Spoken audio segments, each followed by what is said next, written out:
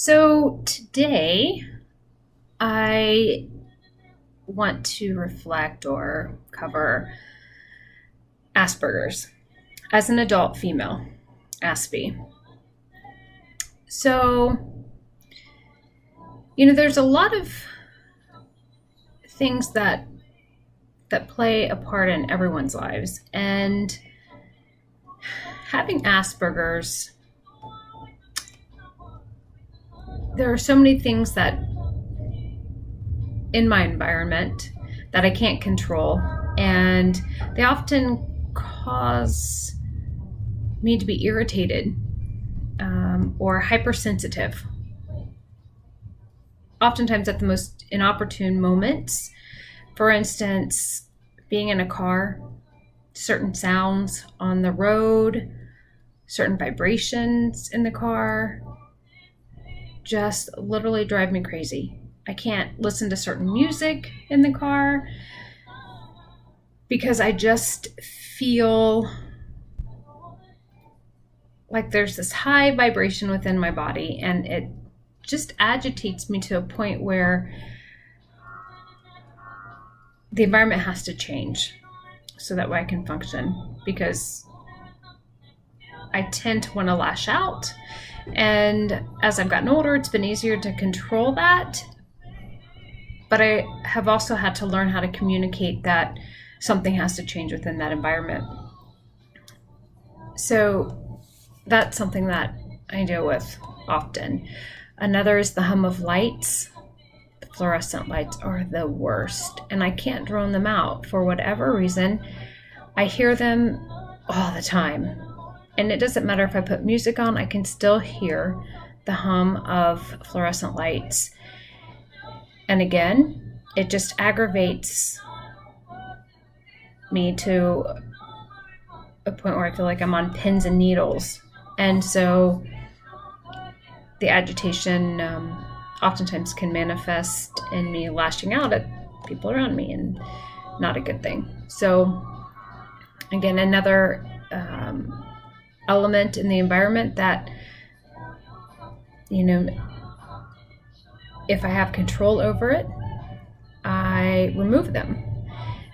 In a work environment, I will bring a desk lamp in and plug it in, and I won't have the fluorescent lights humming in my office or in my area. So it's hard to describe the agitated type of feeling. For me, it's like I want to say an internal vibration, but it's something I can't get away from. And it's something that definitely is within me that I feel or I sense. And I've been like this forever. As a child, I wouldn't want to wear clothes. Seams drove me crazy. My parents would follow behind me and put my clothes back on me because I was always undressing. And they ended up locking my dresser. And I had punishments for, undressing all the time. And as I got older, I learned if I trimmed the seams, that it decreased that anxiousness and the tension that I would have from that, from the seam on the fabric. Shoes, certain shoes I cannot wear. They cradle my foot in a way that makes me feel like there's something there. Even if the shoe is absolutely fine, it just will feel abnormal. So I have to be very selective on shoes. And time is an issue in my life. If I don't plan well, write things down, then I'm always running late. Even if I use an electronic calendar with notifications, it's not the same as the actual act of writing it down. For whatever reason, when I sit and write, I can remember. And when I type it, not so much. So I've had to learn to adapt in this electronic environment.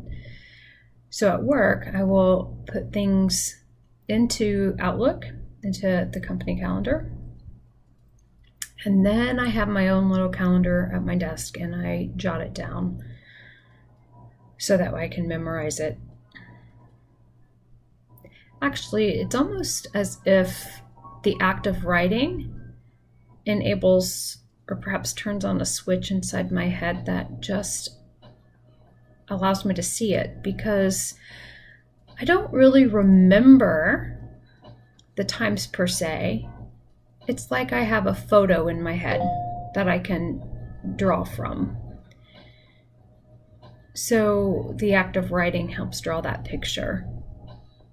And then I can remember, and it's not an issue. So this leads to an interesting element that happened in my life. My husband is very much into electronics and gadgets, and he really likes the calendar system. And when we first got together, and even now, he relies on that to schedule his life, and he wanted me to do the same. And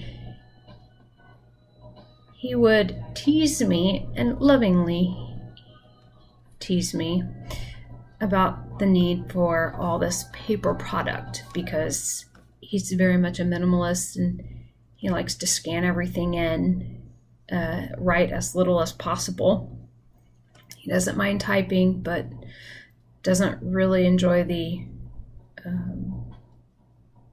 writing, the physical writing of things. So after several disagreements, I caved, and over many years, I've tried to not write.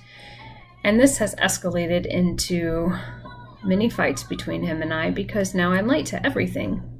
So this year, I decided to go back to my way and really embrace my way of doing things. So I'm back to writing. I write in my planner.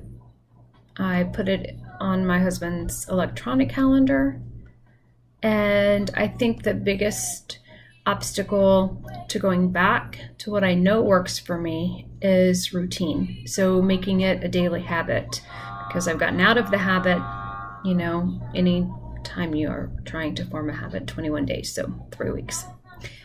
And I'm on day 6. So not quite a third of the way there, but more than a quarter. So, Aspies. Everyone has a place.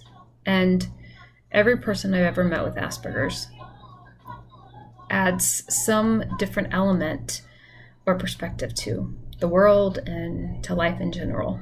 So I think it's important to take time to get to know the people in your lives and the little